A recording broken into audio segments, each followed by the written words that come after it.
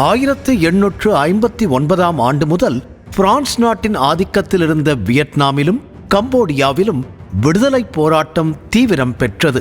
இதன் விளைவாக ஏற்பட்ட ஜெனீவா ஒப்பந்த அடிப்படையில் 1953 ஆண்டு கம்போடியாவுக்கு விடுதலை கிடைத்தது.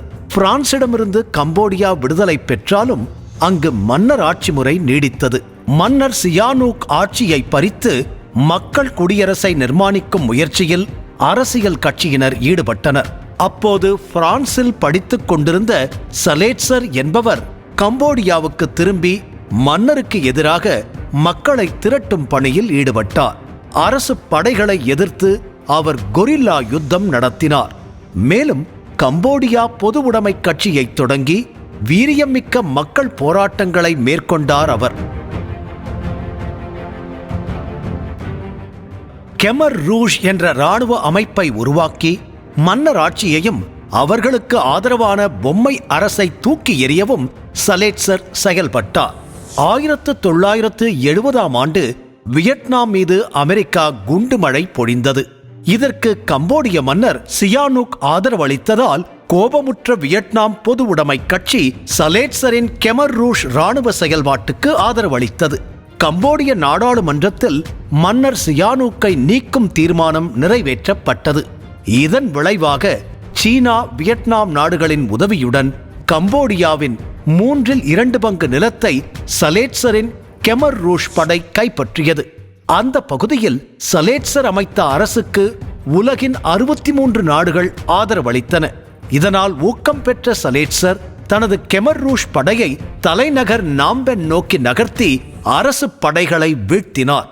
மொத்த கம்போடியாவையும் கைப்பற்றிய சலேட்சர் 1975 ஆண்டு ஏப்ரல் 17 கம்போடியாவில் ஜனநாயக அரசை அமைத்தார். அன்றிலிருந்து தனது பெயரான சலேட்சர் என்பதை முதலாவது சகோதரன் என பொருள் தரும் போல்பாட் என்று மாற்றிக்கொண்டார். சலேட்சர் என்ற போல்பாட் கம்போடியாவின் பிரதமரானதும் போட்ட முதல் கையெழுத்து மன்னர் சியானூக்கின் பதவியை பறிக்கும் சட்டத்தில்தான்.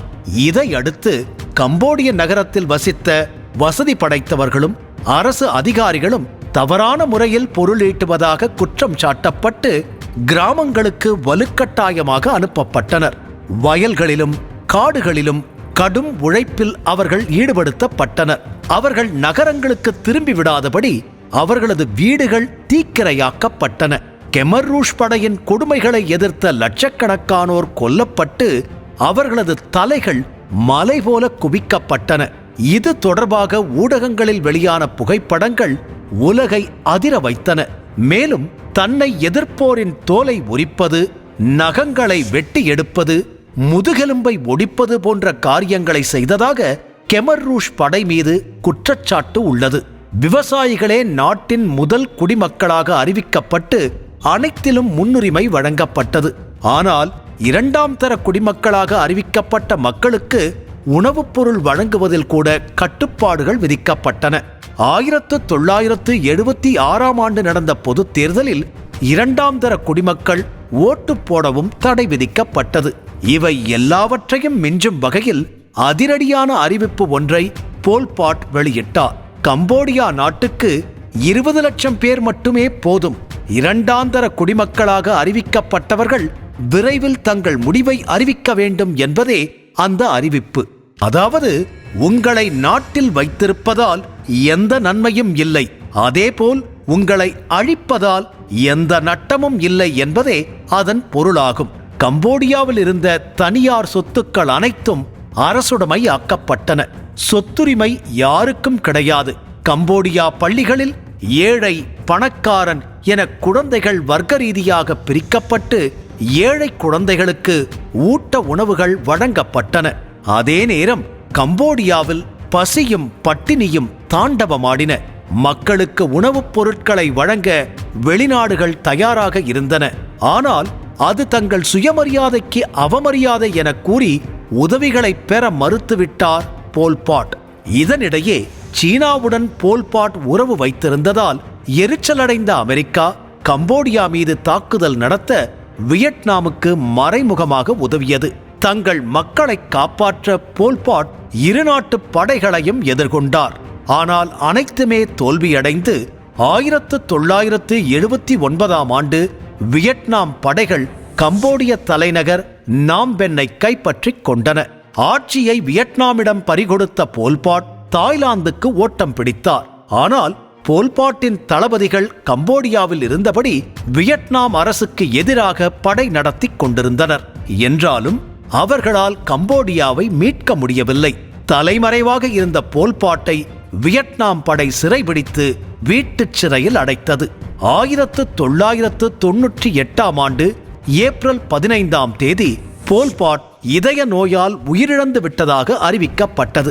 இதைத் தொடர்ந்து கெமர் ரூஷ் படையில் இருந்த 25,000 படை வீரர்கள் முற்றிலுமாக அழிக்கப்பட்டனர். தென்கிழக்காசியாவின் எங்கோ ஒரு மூலையில் இருந்த கம்போடியாவை திரும்பி பார்க்க வைத்த போல்பாட் இயக்குனர் ஷங்கரின் அந்நியன் பட நாயகனைப் போல ஸ்பிளிட் பர்சனாலிட்டியாக வாழ்ந்திருப்பாரோ என சந்தேகம் எழுகிறது.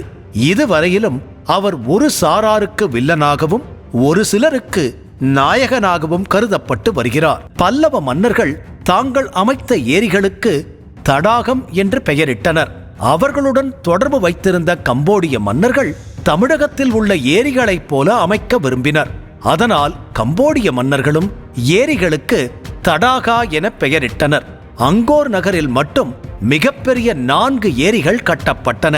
அதில் ஒரு ஏரியின் பெயர் இந்திர தடாகா. கம்போடிய மன்னன் இந்திரவர்மன் காலத்தில் கட்டப்பட்டதால் அவ்வாறு அழைக்கப்பட்டது. அதன் பின்னர் யசோதாவர்மன் கட்டிய ஏரிக்கு யசோதா தடாகா என பெயர் வைக்கப்பட்டது.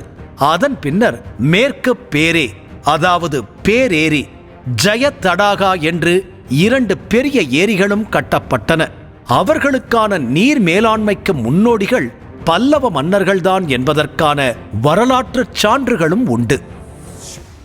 சோழ மன்னன் 1ஆம் ராஜேந்திர சோழன் கடாரத்தின் மீது படையெடுத்த காரணம் கம்போடியாவுடன் அவன் நெருங்கிய தொடர்பில் இருந்ததால்தான். 10ஆம் நூற்றாண்டில் கம்போடிய மன்னன் 1ஆம் சூரியவர்மன் தாம்பரலிங்கா, அதாவது தற்போதைய மலேசியா மீது போர் தொடுக்க விரும்பினான். ஆனால் மலேசிய அரசனுக்கு உதவியாக கடாரம் என அழைக்கப்பட்ட இன்றைய மியான்மார் மன்னன் சங்கிரம விஜயதுங்கவர்மன் துணைக்கு வந்தான். அந்த சூழலில்தான் தன் நண்பனும் சோழ பேரரசருமான ராஜேந்திர சோழனை உதவிக்கு அழைத்தான் சூரியவர்மன். நண்பனின் கோரிக்கையை ஏற்று 1000 கப்பல்களில் 1,00,000 போர் வீரர்களை கடாரத்தின் மீது ஏவி போர் நடத்தினான் ராஜேந்திரன். ஒரே நாளில் 7 துறைமுகத்தை அடித்து துவம்சம் செய்ததோடு கடாரத்தையும் அதன் மன்னனான சங்கிரமண விஜயேந்திரனையும் அடிமைப்படுத்தினான். போரில் வெற்றி பெற உதவி செய்த ராஜேந்திர சோழனுக்கு சூரியவர்மன் தங்கத்தேரை பரிசாக வழங்கினான். பல்லவ நாட்டை ஆட்சி செய்த மன்னனும் வேறு வேறு நபர்கள் அல்ல, ஒரே ஆள்தான் என்றும் ஒரே காலகட்டத்தில் 2 தேசத்தை ஆண்டு வந்த ஆச்சரிய தகவலையும் சொல்கின்றனர் வரலாற்று ஆய்வாளர்கள். கம்போடிய மக்களது பாரம்பரிய உணவு கலாச்சாரம் தென்னிந்திய மக்கள் விரும்பி உண்ணும் உணவை போன்றே உள்ளது. அதற்கான காரணம் என்னவாக இருக்க முடியும்? தண்ணீர் மீது அமைக்கப்பட்டிருக்கும் மிதக்கும் கிராமங்கள். இன்னும் பல சுவாரஸ்ய தகவல்களுடன் மீண்டும் இணைவோம் இடைவேளைக்குப் பிறகு.